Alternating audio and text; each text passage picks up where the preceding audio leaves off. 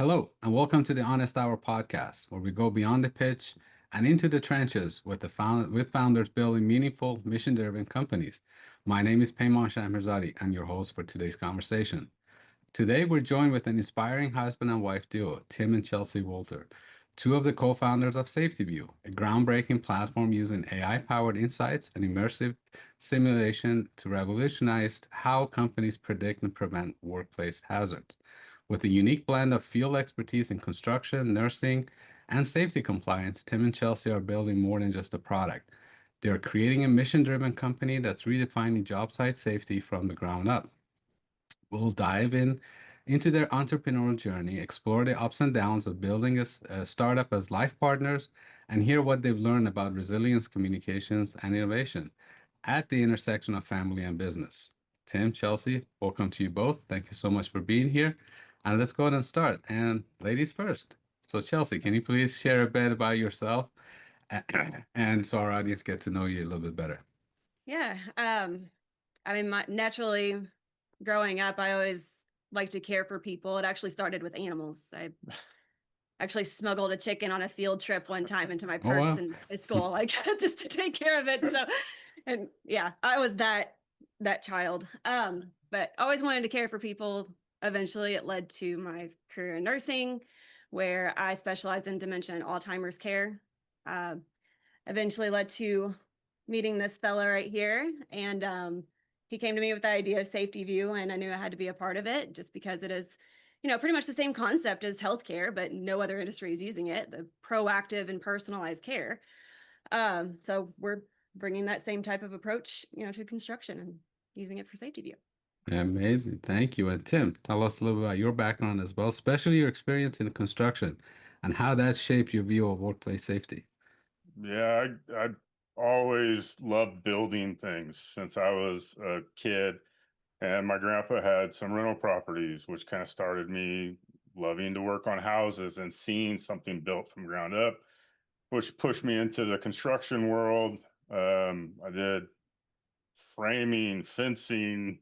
At one point, I was a contractor for a guy fixing up his rental properties, but I ended up getting hit by a drunk driver, which kind Oh, of shifted my life course into getting a degree in construction management, drafting, and design. But with technology and I always loved computers and technology, it kind of just formed me going into development, running mm. development company, helping build startups, and ultimately to SafetyVue. So, Oh, yeah. interesting. Okay, so let's get the timeline straight for our audience. So which came first, your life partnership or your business partnership, and how did one influence the other? Our life came first. Oh, okay. Yeah. Yeah. We met and then we actually worked together before this for a Oh, software okay. company. And during that time period, this is when we started founding SafetyVue. So, Oh, amazing. Okay, so you guys had experience working together in a mhm, Yeah. different company before you started to join. Okay. right. So how has your relationship influenced you in terms of both on the business side and the personal side when you're trying to do both? And what's the driving factor here for you guys? I think I think a goal when you work with your life partner is you have to find that balance between the Hmm. two. We find times where we're work mode from morning up till, well, sometimes morning up again. So, but just finding the balance to be able to say, okay, here's work, okay, here's our home life, and make sure you keep the lanes clear in it. But we've been able to operate well, understand our roles, and be able to keep the company pushing forward while keeping our life in check. So, Amazing. Chelsea, how did your career in nursing and being a caregiver from that standpoint, how has that influenced the direction of Safety View? Well, like I mentioned, it's really the same approach, right? Okay. Like in nursing, we're being proactive, we're checking vital signs, we're doing all the stuff to identify risk, Yeah. and then we don't give everybody the same treatment for a reason. Mm. So it's really the same concept of what we're doing at SafetyVue is we're identifying the risk early and then we're tailoring the treatment, to each individual, or the training. So, and it's not every day that, a nurse gets to be a part of the solution. Usually we're there after the aftermath. Right, right. So being a part of, before and trying to prevent the stuff from happening is what's. So prevention was a key factor. Okay, Yeah. amazing. And Tim, was there a specific event that caused you to say, we got to go do something like this? There's a couple of them. One is, as Chelsea said, so I was the CEO of a software development company before I exited there, and she was working there. But during that time, my daughter was struggling in school, and I was trying to figure out a way to help her. So after arguing with the school, coming home, drinking some bourbon, I was like, there has to be a better way for her to understand the content. That's where adaptive really kicked in. And so I built a software for her to be able to learn. So she had straight A's and 1B, I'm sorry, at the Interesting. end of the last Correct class. you if you hear. Yeah. But at the same time, her and I were kind of solutioning, going through how to operate, is it for schools or what? And since I know the construction industry, and a buddy of mine had gotten hurt, seriously injured on a construction site, I called him up. I was like, hey, Dave, what happened, and really dug into the details of it and told him what I was doing. He was like, that would be a game changer. If you could get it to where people can actually understand content, it will adapt to them. Same type of thing I was doing with my daughter's school stuff. Okay. He's like, that would be huge. Insurance rates, if the insurance rates can come down by utilizing it, even better. So that's really started the course of SafetyVue as adaptive learning. And yeah. Combining the Okay. two worlds, really. It all comes down to training. So Right. Dave's accident was because somebody wasn't properly trained. Sure. Somebody didn't properly put a ladder up. So it all kind of tied together, the same issue. Amazing. The human element of what you're doing is absolutely, fantastic. I mean, you're trying to change lives, basically. So that's really important. So Tim, sounds like you started the company. Did you guys start together, or Tim, did you start it and then Chelsea joined later, or? I started it with her, and I were collaborating so I exited there. She was finishing up at the software company, helping with sales and stuff. At the same time, I started bringing people on board, developers, getting it off the ground.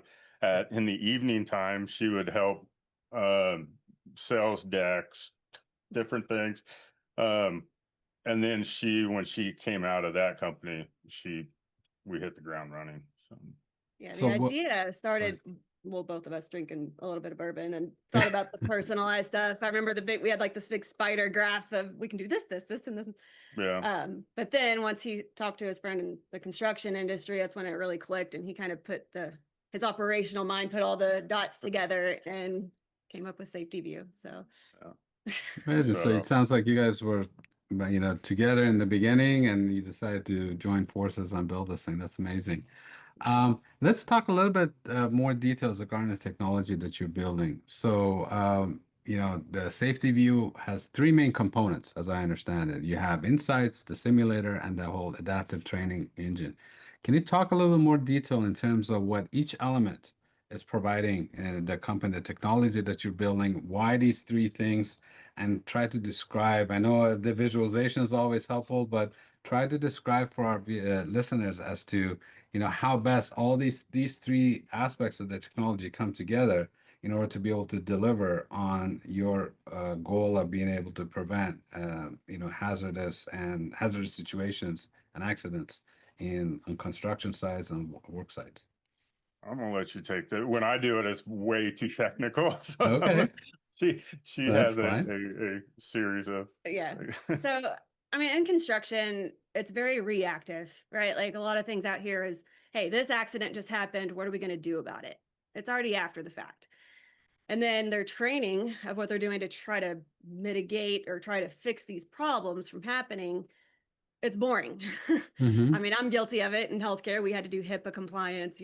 They're doing OSHA, and we click, click, click, click, click until you get to the tests, pass the tests, you're done. It's a compliance check mark. It's not engaging. So therefore, they are not applying it to the job site. So when they get to the job site, they're winging it. Hmm. So our whole thing is insights predicts hazards before they escalate and an accident happens. What do you call it? The heart? Insights, Yeah, I call that the brain. the brain. I relate it to healthcare. So That's why I was like, she didn't insights take is it. kind of like the brain. It's analyzing Okay. information, taking job site data, and determining, what needs to happen. So it identifies a risk, and then it prompts the need for training. And that's where our simulation training comes into play. It's interactive, it's engaging. You're not just clicking through a test. You're actually, it's like a gamified environment. Spatial intelligence, dynamic environments. Right. And then the adaptive piece is more of a component to the simulation. So not only are we just doing simulations, but we're adapting to each individual's needs. So whether if they're struggling with a certain task, it might dial it back a little bit. If they're really doing really good, it'll make it harder. So it keeps them engaged. And I always said the ATE was the brain, but she says insights, and ATE would be the heart in that, funneling the data, ensuring that the simulation can manipulate based off of the user responses. Yeah, this is fascinating. So one thing you said kind of stood out to me, the predicting potential hazards. So talk about a little bit of that. Predictive analysis is a very interesting technology to use. So, and every job site, I'm sure there's similarities, but there's got to be differences. So what's that process look like? Do you guys walk into a job site and say, okay, you know what, we need to spend, a day, a weekend, a week kind of recording everything we see and then put it into our system? We talk a little about that and how your system actually does the predictive nature of it and what's that based on? So the algorithm, so our analytics guy, he's a master in AI and Okay. analytics. And so we're connected to like Bureau of Labor and Statistics, weather, different factors. And then the job site report. So within a construction environment, you got JHAs, you have incident reports, checklists that go in and get analyzed, because most of those reports have, hey, what was the weather? What was the incident? What are your lean and lagging indicators that you can take off of it?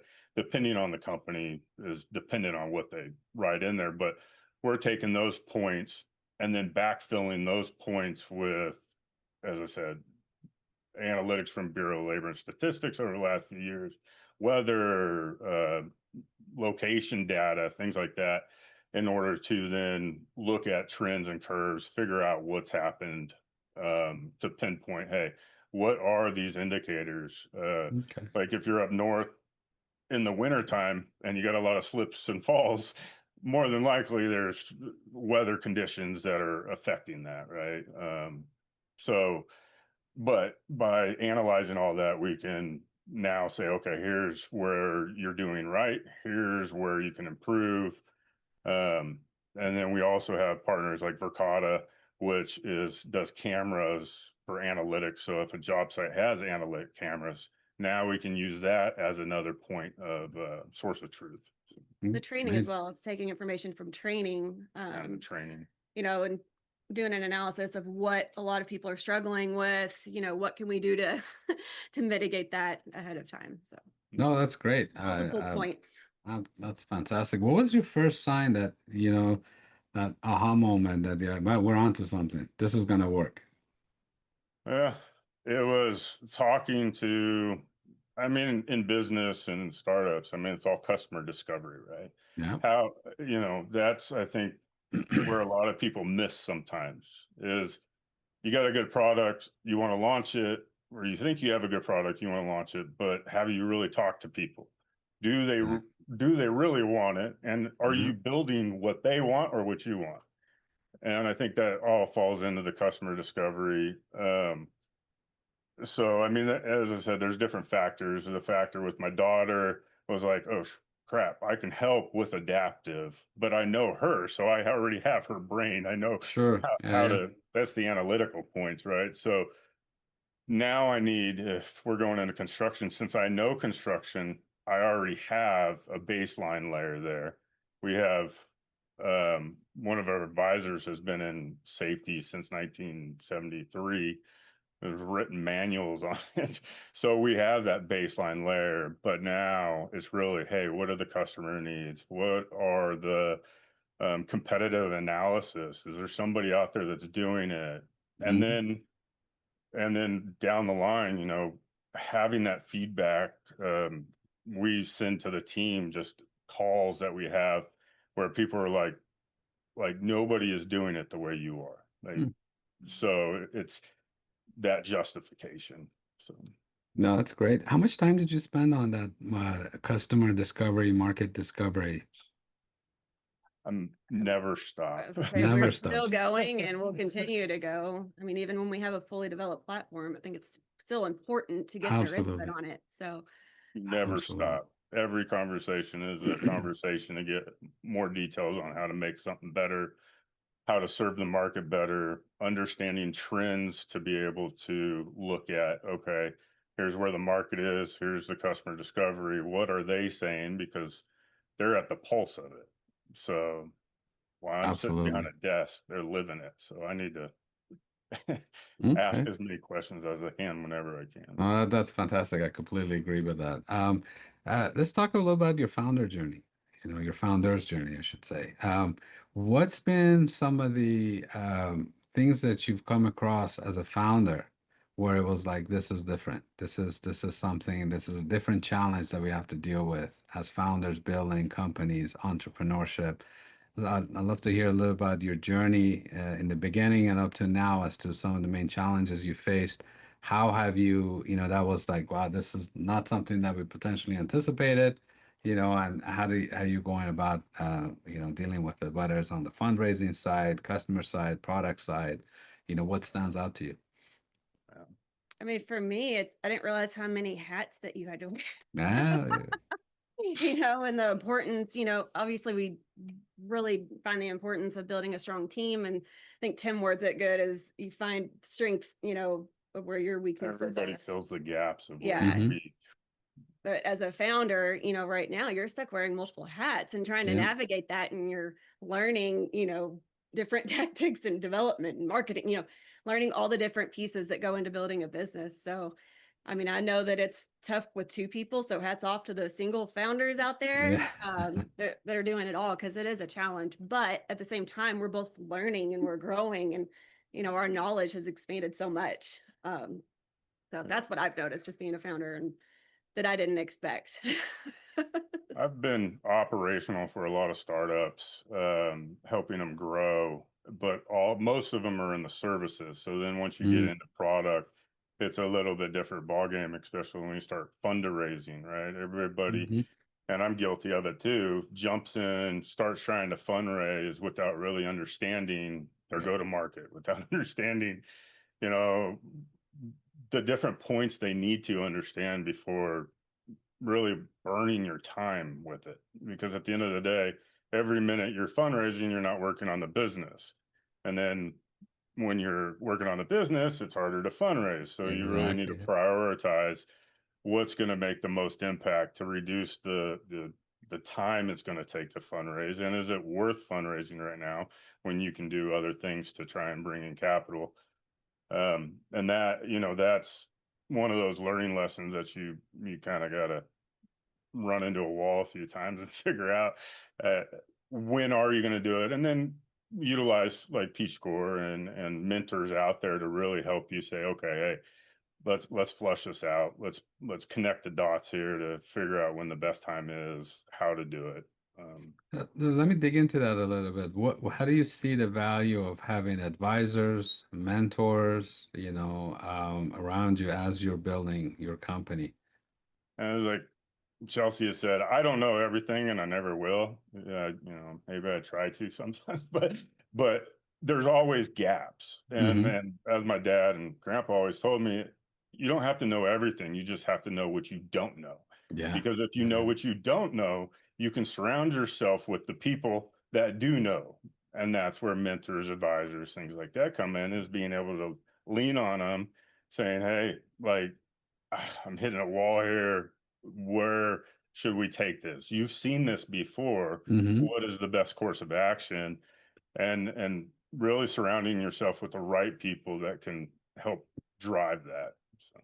No, that's great. That's great advice, by the way. Also, what do you do when you have situations where you have multiple, let's say, advisors or mentors, and you talk to them about a topic, and let's say there's five of them, you got five different opinions. How do you decide what's the best way, what's the best course of action when you got conflicting advice? At the end of the day, the buck stops with you. Ah, okay. Okay. And mentors and advisors are there to give opinions. You're there to make the decision. There So you go. you Yeah. absorb the information, Mm-hmm. you analyze it, you understand, hey, this, I know more about my business than they do. Mm-hmm. What is the best course of action? You know, it's like iceberg ahead. Do you steer left? Do you steer right? Right, One guy's right. saying one thing, one guy's saying the other, but at the end of the day, you're still driving the ship. Yep. You need to make the decision and with the counsel of the outside sources. So. Yeah. Yeah, this is something I always hear from founders when I meet with some of them, and they say, "Yeah, I've talked to so and so, they told me go left, but the other person says go right, and you're telling me to go straight. What am I supposed to do?" I'm like, "Well, first thing, understand the perspective of where they're coming from, and then, you got to be able to really view it from their perspective. And at the end, you're the one driving the ship. You need to decide what's the best course of action because none of us are running your company. We don't see what you do. So yeah, that's absolutely the right point of view. And I think the problem sometimes with that is people will ask a question, but Hmm. in their head, it's flushed out for the Yeah, last month. And then they ask a question, which is a sentence. Now, do they have all that context? No, you have the context. You're asking the question. You really, there's no way they're going to be able to drive it the way you can. You got to be specific. It's just like asking AI questions. You got to be very specific. You'll get a specific answer. It doesn't have the whole context, and you need to true. rely on yourself more than Yeah, ask, have the counsel. So yeah, I Same completely with agree. AI. You asked, you'll still get it different answers. So it's the same thing. Isn't that the truth? You have to choose Um, which one to go with. So, so one of the things you mentioned, fundraising. Raising funds is always metrics, KPIs, what have you done, what's your traction, all this stuff. So, and as I always say, raising money is strategic, and all money comes with strings. So, be careful where you take your money from. But given that, you're building a mission-driven company. There's a very human aspect to what you're trying to do with technology. yeah. How important is that human part to you versus just building a tech company that can maybe someday bring you millions and millions of dollars in returns? As you bring in different people, different investors, different parties, that stakeholders in your company, you will naturally be guided. You know what, this is really nice, but if you were to take this and then put it in this space, we could scale faster, we could grow faster. What are your thoughts in terms of balancing? Okay, no, we're trying to have a very human driven, mission driven company and applying technologies to it versus we want to be rich entrepreneurs, for lack of a better term. What are your individual thoughts around that? I mean, that's what drives us, right? It's the people aspect of it. It's easy when you're talking with investors to say, oh, construction accounts for 20% of all workplace Yeah, fatalities. But yeah. like, for example, we just met with a larger construction company, which I won't name, but they just had a recent fatality. And you could see the pain in his eyes because he was like, this will, of course, every death is hard, but this was a younger person too that just started in construction. So Mm, hearing those type of stories, it's like, okay, yeah, you can get stuck on the numbers and get stuck down that path, but like, why are we doing this? Like, yeah. that's why we're Why? doing this, is to Amazing. prevent these accidents from happening. And seeing that pain in our friend's eyes is what it was. We've talked to this guy multiple times, and just seeing that and hearing that, it's like, okay, this is why we're doing this. So for me, that will always be our mission. That will always be what's driving us. That's what's driving us through this phase right now. It's definitely, not the money. It's why are we doing this? Right. I always say values. If you have clear values, it could become your guiding light to push the business. So Hmm. our values are clear. It's, we are mission driven to protect the workforce, whether it be construction, whether it be manufacturing.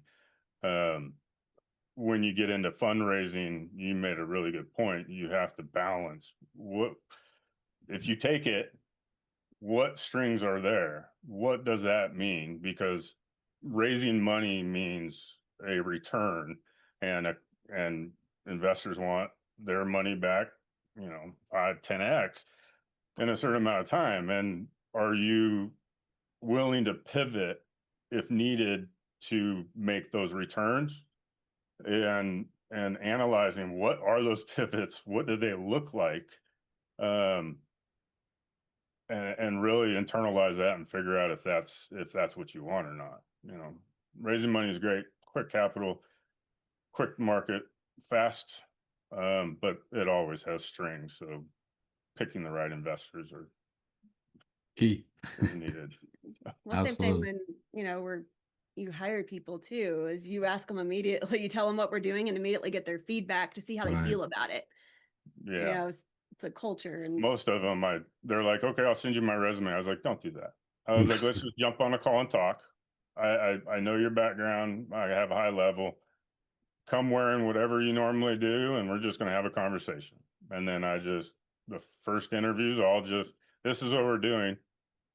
How do you feel about it? Right. And if they have heart in it, okay, well, now let's move to more resume looking and Yeah, I technical love that. abilities. That's a great approach. What's been one lesson in your entrepreneur journey since you started this company, but for either one of you, that you've learned that now you say, man, I wish I had learned that a lot sooner. This wasn't something I anticipated. Mine's the legal. The legal side, interesting. Okay. Well, just because we have two businesses. One's AvantVue, which is more consulting offshore resources, and then we Yeah. have SafetyVue. Well, SafetyVue originally started as I said, the education side of it. Well, before that idea was flushed out, and I hear founders in calls and all the time saying, "Oh, I did this. I got to incorporate. I'm doing this. Well, now I got to change it all." Well, if I could go back, I wouldn't have incorporated until I was able to flush it out more. Now spend the money to get all the legal taken care of, because there's tax implications and everything else once you do all of it. And that was probably my biggest learning lesson, Interesting. is Okay. that legal component. yeah, and mine, I don't like numbers. I'm not a numbers. When it comes to finances and all of that, that's just like over my head. So like, I do wish I knew more about, the projections and all of that and the financing aspects of it.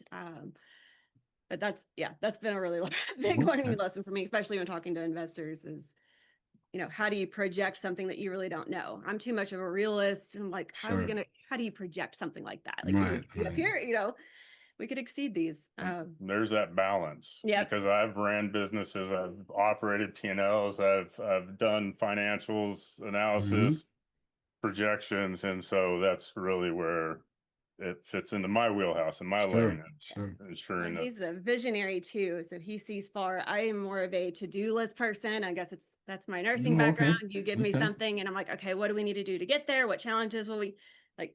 very system. Mine is a very realistic to-do list is how my brain No, operates. that's great. That's a great balance.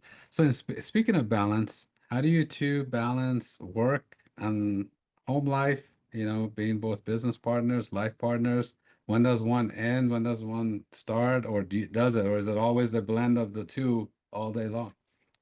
Well, it depends. Right now, so we took our data repository and turned it into a data warehouse for founders Hmm. called SafetyVue.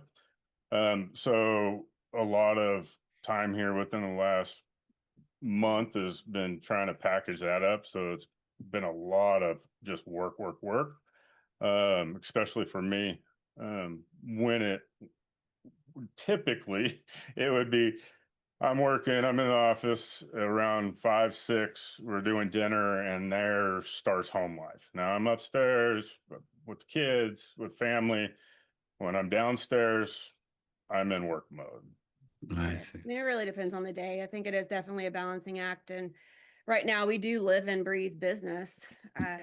Like Tim said, from sunrise to sunrise Yeah, sometimes. But for me, we do try, especially with dinner, when we sit down with the kids, like I want to make that time about them. How was your day? Like, because they sure. live and breathe it too, right? Like Yeah, yeah. my daughter sends me memes throughout the day, like about business, and she's only 9. So like, they're in this with us. So I always try to make dinner time that time to where, okay, kids, how's your day? What's going on? Try to make that about them. But You want to learn if your pitch decks could resonate? Oh, there you go. yes, pitch to your Pitch to kids. your kids and see what they say. If they say Yeah, they're confused, you there need to you go. rework your pitch deck. Yeah. Yeah, I've actually given that advice before. Yeah, that's very true. Very, We do very that with true. our kids. They come in and So now they're actually pitching to us if they want something, like Oh, there you go. full presentation pitch. Yeah, why they want it. Wow. my What's the return for us? my What's daughter been? wrote a business plan when she was 7 Oh, to get a really? pry Oh, cut machine so she can make wow. cups to sell to the neighborhood. So I love she that. had a whole business plan, You financials got and a everything. house full of entrepreneurs. I Yeah, the love girls that. are definitely little entrepreneurs. Yeah. That's great. That's great. What's been a most unexpected benefit of being, both spouses and co-founders? Something you didn't expect that you thought, wow, this is great. Well, I mean, I think every founder that I talk to that talks about like how lonely it is, right? Like Okay. you're building your business by yourself. Whereas for us, it's a little different. It can still get lonely because I mean, there's times we're both in the house working and barely see each other. Mm-hmm. But for me, it's nice at the end of the day to come home, come back here and, just vent to him and talk to him and Yeah. knowing that somebody that not only I care and love about, but understands and is in the Get same the- boat as me, right? Like having that comfort and knowing that you're not alone and you can rely on somebody and just talk and vent and they get it. I would echo that. Sometimes like our other co-founder Roger and our other team members, I can't just call them up at 9 o'clock and say, "Hey, Yeah. it's a whole lot easier to sit on the couch. I'm struggling with a problem. Help me solution." With how her brain operates and mine, it works. So that's been a benefit to it. But it always has its flip sides. Is now Yeah. you have to get to the balance act, right? So it's Exactly. where's the balance? So just like anything in life, I feel like there's pros and cons, right? And you have to balance those. So Now I was just gonna ask, and what about the flip side? And you went right there. So that's exactly right. Okay. Um, but you guys have been successful, building this company to date, so do you think being a couple, being life partners, giving you guys an advantage building a company? I think it's been an advantage and disadvantage because there's plenty of founders, entrepreneurs that I've talked to, and they're like, "Oh, you're building it with your wife?" I'm like, "Yeah." They're Mhm. like, "That's no." Like, there's a lot Yeah. of people that say no to that, but there's also I've met other founders and other business people that are like, "Oh yeah, we built it. My wife and I built it, and it's been great." Um, I think it all comes down to how you operate together Hmm. in that regard. So, On each other's strengths, and your roles and how you communicate. And it's really just an understanding of how each other operates and how to communicate yeah, with each other. And if you have that, then you can succeed. But communication in life is yeah, we do get a lot of eyebrows raised in the initially, but then once people see us and if they just hear us, like they'll know like we yeah. got this. Okay. Is there a habit or routine that you both keep to try to keep both your relationship and the company strong through the highs and lows? Yeah, I mean, we have, as we said, the going to work, getting up, doing that, then going to dinner, and some of those things. Um, we do enjoy going on a boat and stuff like that, which we haven't been able to. We try to find time outside of business and try to keep a Okay. habit with making sure you know, the kids are taken care of. We do dinner together. As far as on business, you know, just I would say lanes, and I've been this way through every business I've been part of, is you have to understand your lane. Like you can't cross streams. If you know, once you start crossing streams, you start causing frustration. Once you cause frustrations, then it gets to the communication factor. If the communication's not there, things start blowing up. So Yeah, this is a good segue. Question for each of you. What's one mistake you would warn other couple founders to avoid? One mistake. Yeah, like key mistake, key thing I that mean, on a always. personal level, it's not being able to walk away from the business. Oh, okay. You know, sometimes, you know, especially lately, like Tim said, it's really hard. It's almost like a guilt, like it for every minute that we're not working on the business is a minute delayed. Sure. So it's really easy to get stuck and just kind of forget about your personal life in a way and forget to prioritize that. So I think that is a mistake because it's easy to do. I mean, we've done it. So you got to take, you know, even just a few minutes a day and take that time for your personal life. For not only, I mean, your sanity, but like, I mean, if you have kids and everything, you just have to, it's a balance. So, yeah, I mean, I get in that work mode as soon as I engage in work and I have to get something done by a deadline. I don't come out of it very easily, which is tough. On a relationship at times, because I mean, there was one day I was up over 48 hours because I was trying to push a product and I needed to get it done. And so it's like she comes out, "Are you coming to bed?" Yeah, 5 minutes. And then, you know, the sun comes up and I'm like, crap, well, now I got to do my day work. So making sure you have that time, take that time, is important. So Amazing. Okay. Well, last question. What's next for SafetyVue? Where do you guys see yourselves in a year from now? What's happening, and what what does the future hold in the near term? go ahead. Okay, so we just got some good news. We are semi-finalists at the National Safety Council Expo event this September. Congratulations. Thank you. So we are very focused on that. That is going to be huge for us. We get a booth with the opportunity to pitch live on stage for a pilot opportunity. So that obviously just increasing our marketing and launching our mobile application, which I'll let you speak a little bit more on the technical side. Yeah, so the National Safety Council, it's the largest safety event with sponsors, Cat and John Deere and Turner Construction, some big name sponsors to it that will be there. So we've been heads down focusing on that as well, getting ready for there. And then we have our mobile application coming out. We're just submitted to the app stores to allow a frictionless system between job site to insights, which is where that data really aggregation starts from.